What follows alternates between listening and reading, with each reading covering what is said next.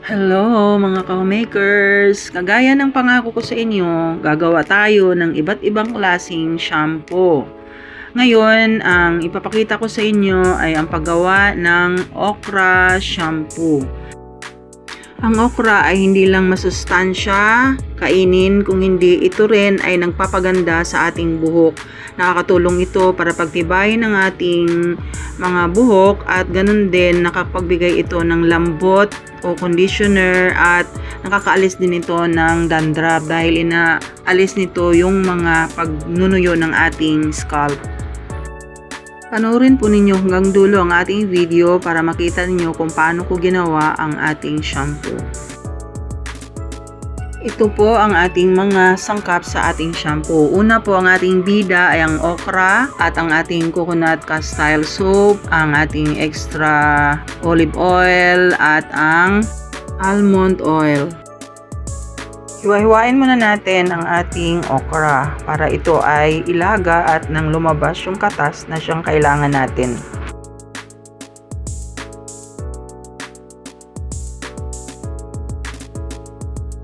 Ito yung ulam namin kaninang umaga at dito na rin natin ilaga ang ating hiwa-hiwang okra. Pakukuluin lang natin ito ng mga 5 minutes. At pagkatapos ay haunin na natin at palamigin.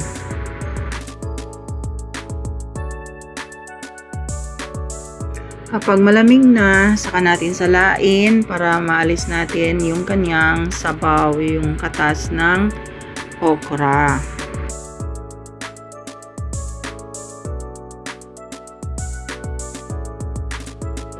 So ito na, ready ng lahat at ngayon ay imimix na natin ang iba't ibang sangkap nito.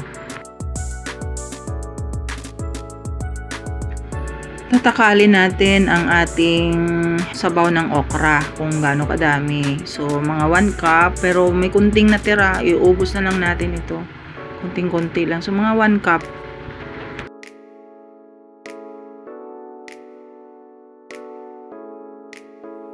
Next ay lalagyan natin ng extra virgin olive oil. Ito ay maganda rin sa buhok, nakapagpatibay sa hibla ng ating buhok at nakapag-repair din ng mga damaged hair.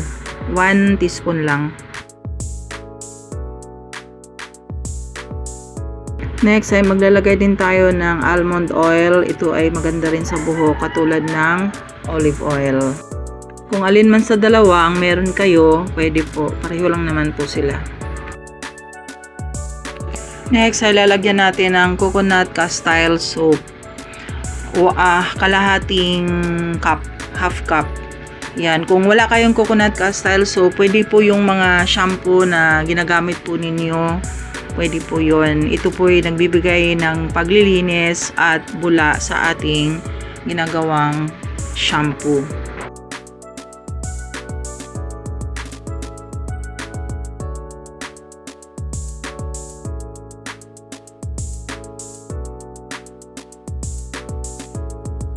Next ay lalagyan ko ng ilang-ilang dahil ang aking scalp ay tuyot o meron akong dry scalp. Lalagyan ko nito dahil nakakatulong ito para mag-moisturize ang scalp ko. Pero kung hindi kayo dry scalp o oily ang buhok nyo, oily ang scalp nyo, huwag nyo nang lagyan ito. Okay? So, 20 drops ang nilagay ko dyan. Next ay lalagyan po natin ng chamomile essential oil. Ito ay maganda rin sa pagpapatibay ng ating mga buhok. Nakakatulong din ito para maiwasan ang split ends ng ating buhok. Naglalagay din ako ng 20 drops.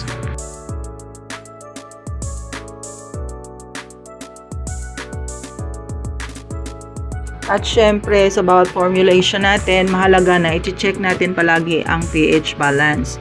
So, ang magandang pH balance ng ating buhok ay dapat 4.5 hanggang 5.5. So, ito titingnan po natin kung ano po ang pH ng ating ginawang shampoo.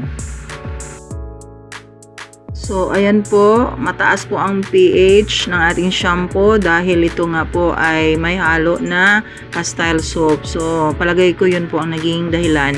So, pH 7, so kailangan natin itong ibaba. So, lalagyan po natin siya ng kaunting citric acid.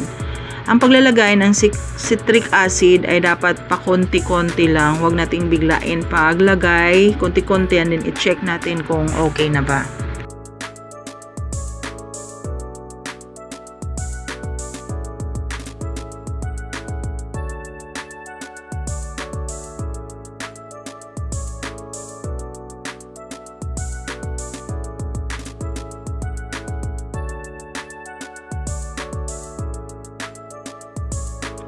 So, ayan, i-check natin uli after natin nalagyan ng citric acid kung bumaba na ba ang kanyang pH.